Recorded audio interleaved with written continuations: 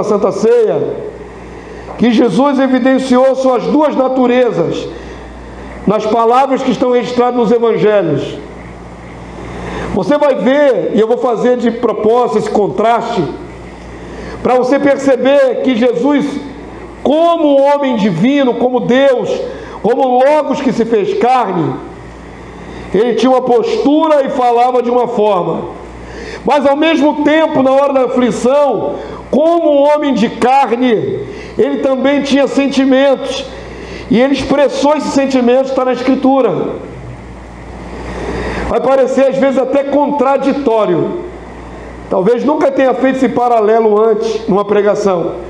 Então vamos ver os textos, amém? Você já viu as imagens do sofrimento do nosso rei? Então nós vamos ver os textos que vão mostrar essa dupla natureza de Jesus atuando. O primeiro texto é Colossenses 1:15 até o verso 20. O pastor trouxe hoje na projeção para que vocês possam acompanhar, ler, amém? Então leiam comigo se quiserem. Este é a imagem do Deus invisível, o primogênito de toda a criação, pois nele foram criadas todas as coisas, nos céus e sobre a terra, as visíveis e as invisíveis, sejam tronos, sejam soberanias, quer principados, quer potestade. Os seres celestiais que estão no céu foram criados através do Filho de Deus, o Logos, o verbo da vida, antes que houvesse qualquer criatura. Ele é tão divino quanto o Pai. Leia por favor a partir daqui, ó. Tudo foi criado por meio dele e para ele. Ele é antes de todas as coisas, amém, igreja? Nele tudo hoje subsiste. Então perceba, o apóstolo Paulo vai lá atrás na eternidade, ele vem para o tempo presente e diz: hoje tudo existe e subsiste por causa de Jesus. Ele sustenta todas as coisas pela palavra do seu poder. Eu e você andamos nessa terra dos viventes, porque ele tudo dá vida, dá assistência. Nele tudo subsiste. Ele, o Filho de Deus, verso 18, vamos lá? Ele é a cabeça do corpo da igreja. Ele é o princípio, o primogênito de entre os mortos, para em todas as coisas ter a primazia. Como Deus, junto ao Pai, criou tudo que existe. Como o homem experimentou a morte, é o único Deus que morreu de fato. Por isso ele tem a primazia também de entre os mortos. Verso 19, igreja. Porque aprouve a Deus que nele, em Cristo Jesus, residisse toda a plenitude. E outro texto diz, da divindade. Então diga assim: o Filho de Deus é plenamente Deus, igual ao Pai. Amém? Essa é a primeira condição, a primeira característica do Filho de Deus. Tão divino quanto o Pai, ao lado do Pai, criou tudo que existe. Então não há erro em dizer Jesus é Deus. Quando você entende, está dizendo que ele é tão divino quanto o Pai. Deus não é nome próprio do Pai, né? Deus é designação de divindade. Verso 20, igreja. E que havendo feito a paz, pelo sangue da sua cruz, por meio dele, reconciliasse consigo mesmo todas as coisas, quer sobre a terra, quer nos céus. Tudo converge nele. Tudo foi feito por ele, por meio dele, para ele, e é tudo dele. Quer homens, quer anjos, demônios, tudo pertence a Jesus. O Pai deu para o Filho. Amém? Ele é dono de nós, das nossas vidas, de tantas maneiras. Por direito de criação, ele é dono de toda a humanidade. Amém? Então aqui nesse texto mostra que ele tem a característica da divindade, a plenitude da divindade. Ele também tem a característica humana dele, com a qual ele morreu. Amém? Então, Deus quanto homem, o único que é ao mesmo tempo Deus e homem. Avança aí para mim. O que Jesus sentiu, né? Principalmente no momento ali da sua morte, da sua agonia para a morte.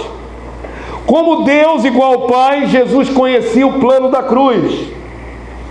Então vamos ver agora Jesus afirmando que sabe exatamente, pela característica divina nele, como é que ele vai morrer. Ele sabia exatamente, podia profetizar. Mateus capítulo 20, versos 17, 18 e 19. Vamos lá, igreja. Estando Jesus para subir a Jerusalém, chamou à parte os 12 e em caminho lhes disse: eis que subimos para Jerusalém, e o Filho do Homem será entregue aos principais sacerdotes e aos escribas. Filho do Homem é o título que ele dá a si mesmo, enfatizando sua humanidade. Eles o condenarão à morte. Jesus sempre soube como seria a sua morte. Ele sabia pela mão de quem seria condenado. Isso é a parte divina do Filho de Deus. Sabia tudo. O condenarão à morte e o entregarão aos gentios romanos para ser escarnecido, açoitado e crucificado, mas ao terceiro dia ressurgirá. O plano completo de redenção do homem através da cruz, daquela cruz terrível, era do pleno conhecimento do Filho de Deus. Como Deus, ele sabia tudo, tinha essa capacidade onisciente como Pai. Amém, queridos? Mas como homem, agora vamos fazer o contraste. Vocês vão perceber, aqui é uma afirmação bem firme, não é do Senhor? O Filho do Homem vai ser entregue, vai morrer, falou de maneira firme. Mas o lado humano dele, de vez em quando, aparece nas Escrituras. Avança para mim. Como homem, ele se angustiou-se extremamente. O lado humano de Jesus é evidenciado aí, Mateus capítulo 26, 36, igreja, vamos ler? Em seguida, foi Jesus com eles a um lugar chamado Getsemane, e disse a seus discípulos: assentai-vos aqui, enquanto vou ali orar. E levando consigo a Pedro e aos 2 filhos de Zebedeu, começou a entristecer-se e a angustiar-se. Diga assim, como Deus, ele afirmava categoricamente que ia morrer e ressuscitar. Amém? Como homem, ele teve angústia. Amém? Como Deus, firmeza. Como homem, angústia. Que sentimento estava no coração do Filho de Deus? Olha o verso 38. Está aqui escrito, vamos lá? Então, lhes disse, ele explicitou para os discípulos: a minha alma está profundamente triste até a morte. Qual é o nível do sentimento de Jesus de tristeza? É o mais profundo sentimento. Estou a ponto de morrer. É tão profunda a minha dor na alma. Ficai aqui e vigiai comigo. Perceberam o contraste? Ora afirmando categoricamente que vai acontecer, ora sentindo como homem agonia pelo mesmo processo da cruz. Amém? Avança aí para mim. Como Deus declarou que ninguém tirava a sua vida, ele mesmo a dava. Perceba os contrastes. Como Deus, homem feito carne, ele disse: ninguém vai me tirar, eu vou dar. João capítulo 10, verso 17, 18. Leia em voz alta, vamos lá? Por isso o Pai me ama, porque eu dou a minha vida para reassumir. Ninguém, lê por favor isso aqui com ênfase, ninguém atira de mim, amém? Pelo contrário, eu espontaneamente a dou.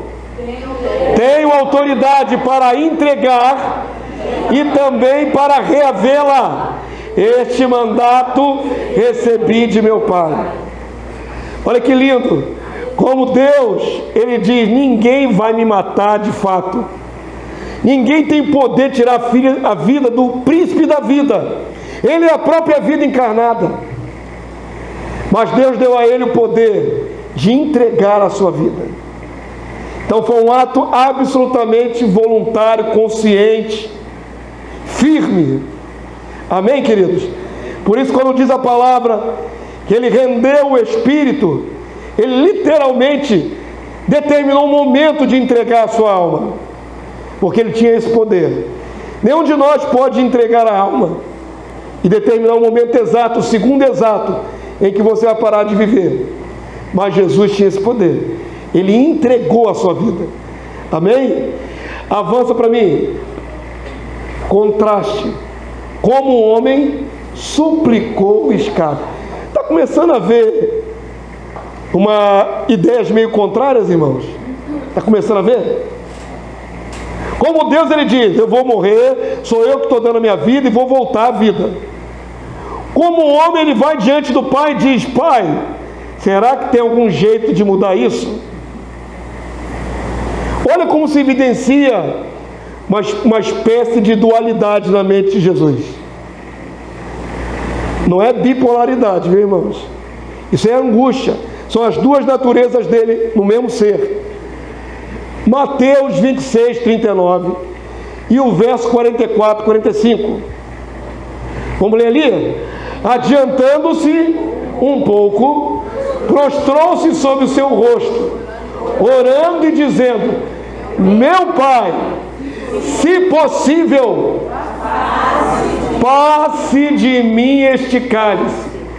Todavia, não seja como eu quero, e sim como tu queres. Literalmente, como Deus, ele afirmou: vou morrer na mão dos homens, mas eu vou ressuscitar ao terceiro dia. Eu sei como eu vou e como eu volto. Mas na prática, na hora, o lado humano de Jesus diz ao Pai: Pai, é possível que eu não precise morrer? Tem um outro jeito? Mas ele não tinha consciência do que tinha que morrer? Tinha. Mas percebam que o homem, a humanidade de Jesus está ali explícita. Tem jeito de eu sair dessa agonia? Pode passar de mim esse cálice sem que eu beba. Verso 44, vamos lá? Deixando-os novamente, foi orar pela terceira vez. Agora presta atenção nesse detalhe.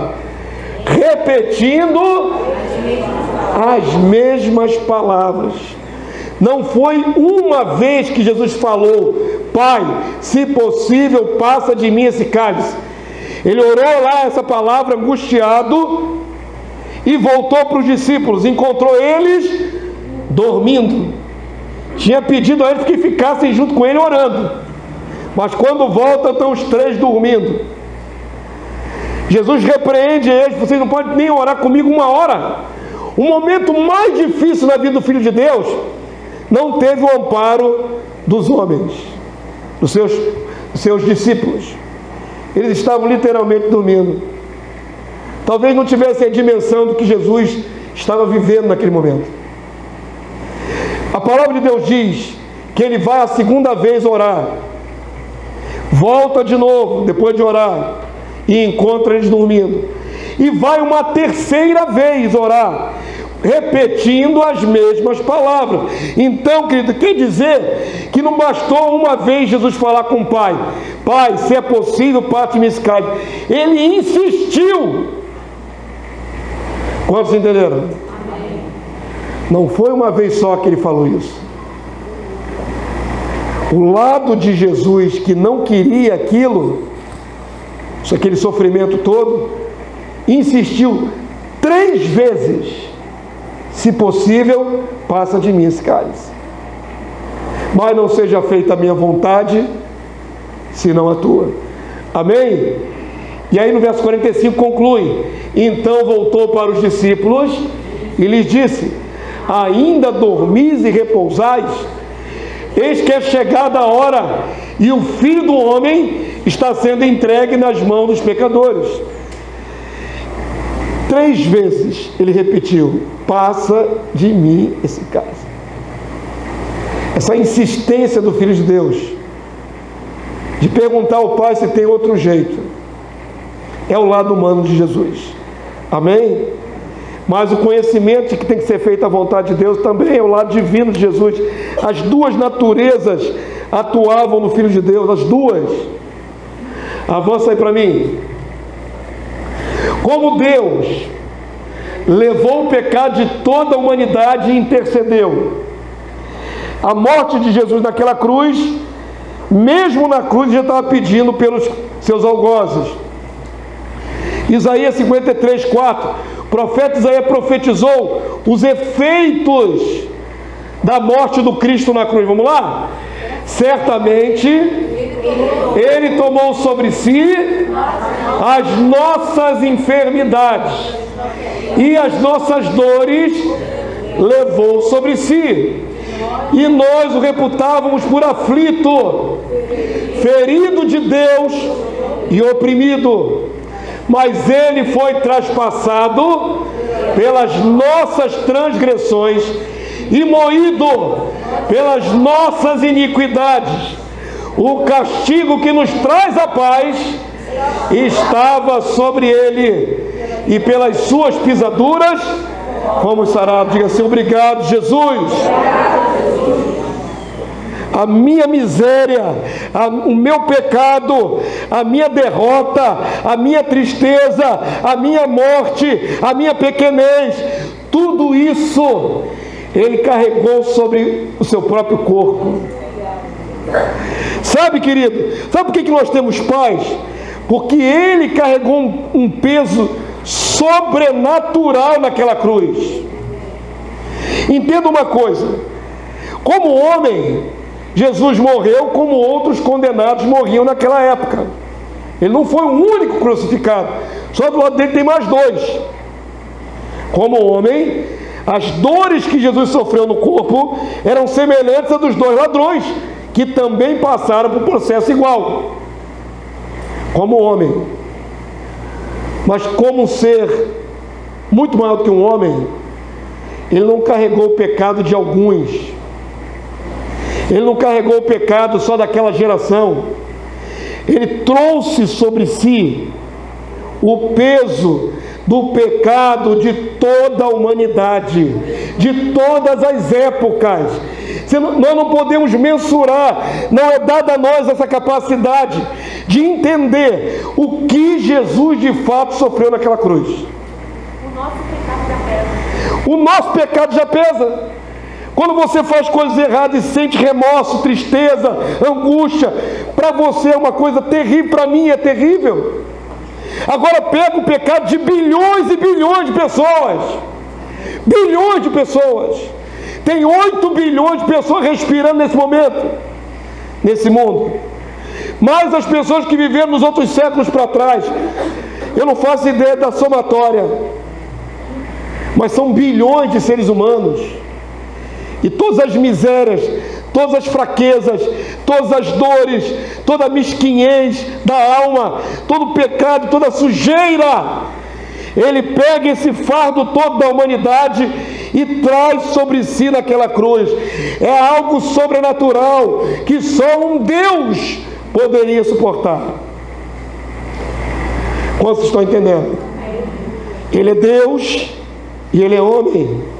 Como Deus carrega a maldição de bilhões, como homem sofre na carne mortal. Não é só a dor do corpo, é a dor e a angústia de levar a maldição de todos nós. Amém, queridos? Avança aí para mim. Como o homem sentiu-se abandonado. Eu acho incrível. Não sei quantos estão percebendo a sutileza da comparação. Uma hora uma firmeza, outra hora uma angústia. Uma hora uma declaração de fé, outra hora um desespero. É exatamente como nós também não oscilamos assim. Uma hora estamos tão cheios de fé, declaramos palavras ousadas, e outra hora oscilamos e ficamos lá embaixo, e angustiados e pensando que vamos morrer. Jesus tem essa semelhança conosco. Ele fala como Deus e sente como homem. Olha que coisa incrível. Agora é o momento homem de Jesus. Sua humanidade fica explícita. Mateus 27, 45, 46. Vamos lá, igreja? Desde a hora sexta até a hora nona, houve trevas sobre toda a terra. Por volta da hora nona, clamou Jesus em alta voz, dizendo: Eli, Eli, lama sabactani. Sabactani. O que quer dizer: Deus meu, por que me desamparaste? Por que me abandonaste? Olha, o mesmo que tem convicção de que ele e o Pai são um, o mesmo que declarou várias vezes: eu e o Pai somos um, estamos unidos no mesmo propósito.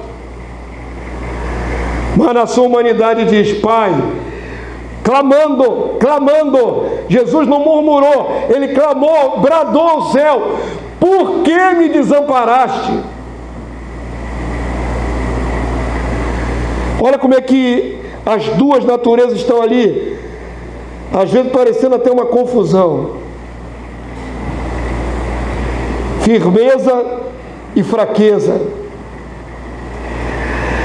Avança para mim. Como Deus saiu vitorioso sobre a morte. Apocalipse 1, 17 e 18. Vamos lá, igreja? Quando vi, caí a seus pés como morto. Isso é João, tendo a visão do Cordeiro ressurreto. Porém ele pôs sobre mim a mão direita, dizendo: não temas, eu sou o primeiro e o último, e aquele que vive. Estive morto, mas eis que estou vivo pelos séculos dos séculos, e tenho as chaves da morte e do Hades, do mundo dos mortos. Senhor, se é possível, passa de mim esse cálice. Pai, por que me desamparou? São palavras muito agoniadas, irmãos. Mas agora que já se levantou de entre os mortos, ele fala para João: eu sou aquele que morreu, mas vivo pelos séculos dos séculos. É divino, é completamente divino, tomado da divindade agora. Não tem mais oscilação, é uma coisa só. Creia, eu vivo, porque eu vivo, vocês vão viver. Amém, povo santo? E tomei as chaves da morte e do Hades. Sabe quem comanda os mortos? Sou eu. A palavra do Senhor declara que quando o Filho do Homem vier, ao som da sua voz ele declarará palavras, e os mortos sairão dos seus túmulos. Quem comanda o mundo dos mortos é Jesus. Quem dá ordem para que vivam de novo é Jesus.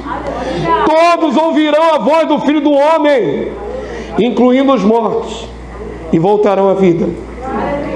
Amém, povo santo? Ele comanda. Por isso temos esperança. Celebramos a sua morte nessa noite, celebramos a sua ressurreição, celebramos o estado eterno que ele se encontra agora, celebramos a promessa dele, que ainda que morramos, viveremos. Nenhum que crê em Cristo morre eternamente. porque Ele é a ressurreição e a vida. Amém, povo santo? Avança aí para mim, por favor. Como Deus, Ele se alegrou com as vidas conquistadas.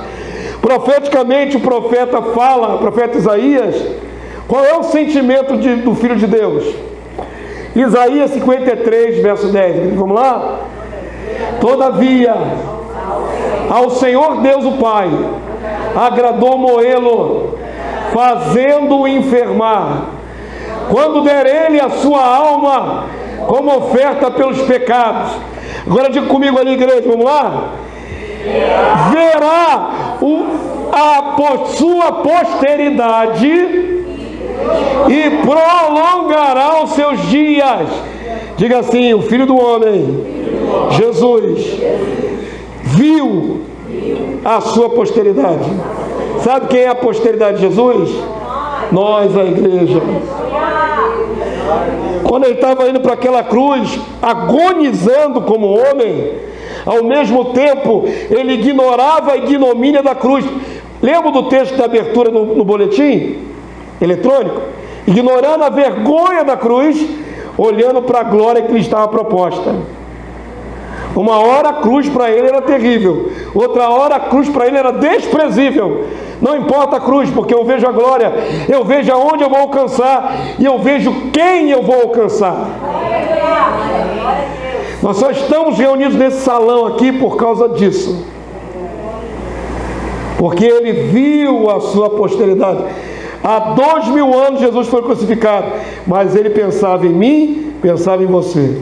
Ele viu, como Deus ele viu o futuro. Amém, queridos? Verá a sua posteridade e prolongará os seus dias, e a vontade de Yahvé, de Deus, prosperará nas suas mãos. Verso 11, vai terminar, vamos lá? Ele verá o fruto do penoso trabalho de sua alma e ficará satisfeito. Jesus tem gozo, alegria pelo que ele conquistou. Todos nós, todos os cristãos na face da terra, é a alegria de Jesus, é o contentamento dele por ter entregue sua vida de maneira tão agoniada.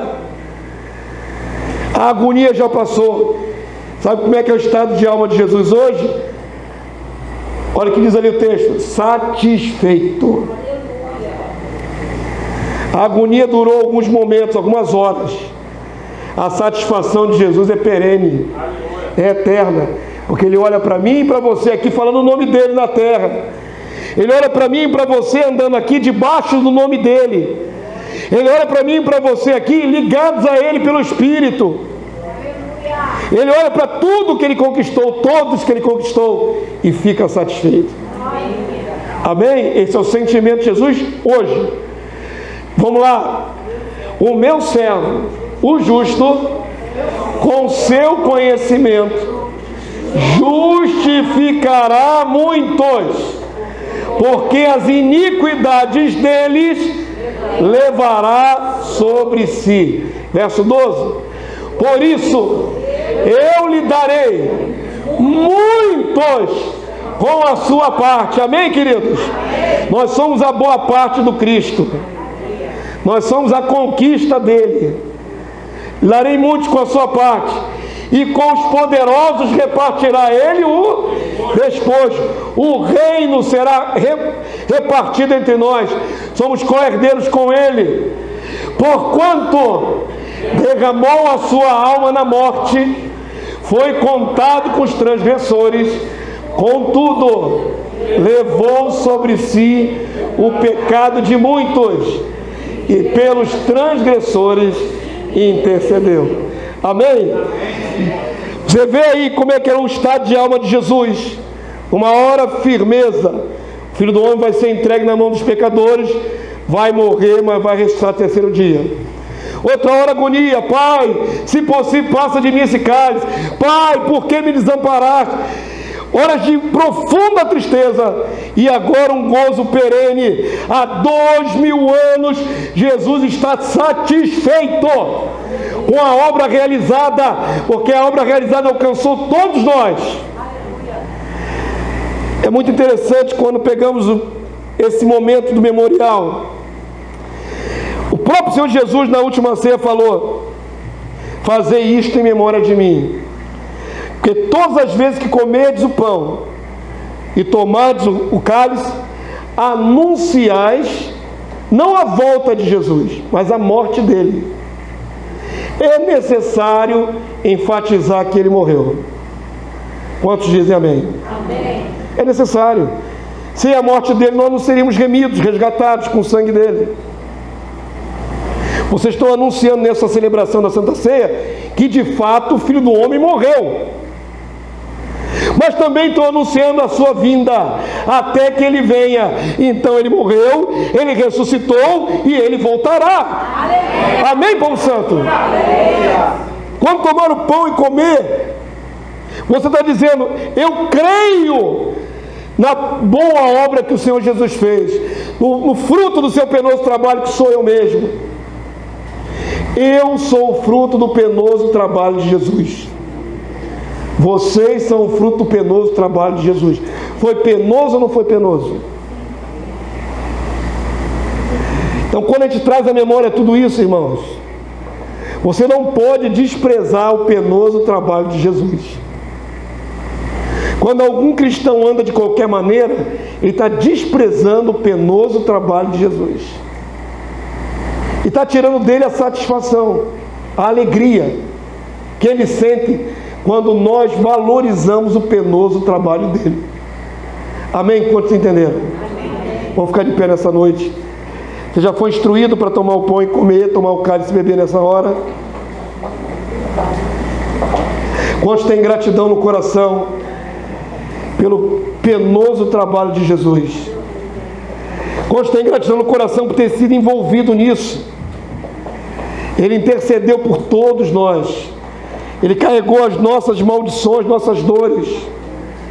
Se você vive um estado de paz na sua alma, independente das lutas, é por causa dele, somente por ele. Queridos, não existe nenhum outro ser no universo que possa dar a todos nós uma paz interior como Jesus dá. Não existe nenhum ser, nenhum anjo, nenhum homem pode fazer o que Jesus fez por nós.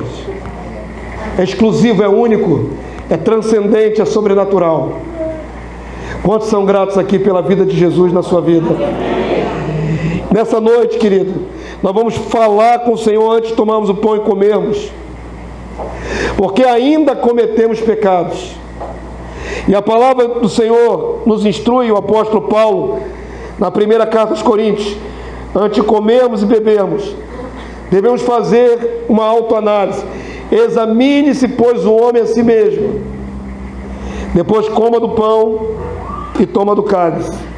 Porque se você comer do pão e tomar o cálice sem discernir o corpo de Cristo, come condenação para si. Veja que esse momento traz um peso sobrenatural muito grande. É ao mesmo tempo maravilhoso participar do pão e do cálice, mas se feito de maneira indigna, sem discernir, traz condenação. Para que não haja condenação sobre nenhum de nós, para que sejamos livres para tomar esse momento, inclina a tua cabeça aí onde você está. E a palavra do Senhor diz que se confessarmos os nossos pecados, Ele é fiel e justo para nos perdoar do pecado. O sangue de Jesus nos purifica a consciência do pecado. Como todos nós pecamos, é o momento que você pode declarar diante do Senhor, pedindo que Ele te cubra mais uma vez. Que o poder daquela cruz, daquela morte na cruz, o poder do sangue derramado do Cordeiro, venha mais uma vez sobre a tua consciência e te purifique. Em nome do Senhor. Amém, queridos? Fala com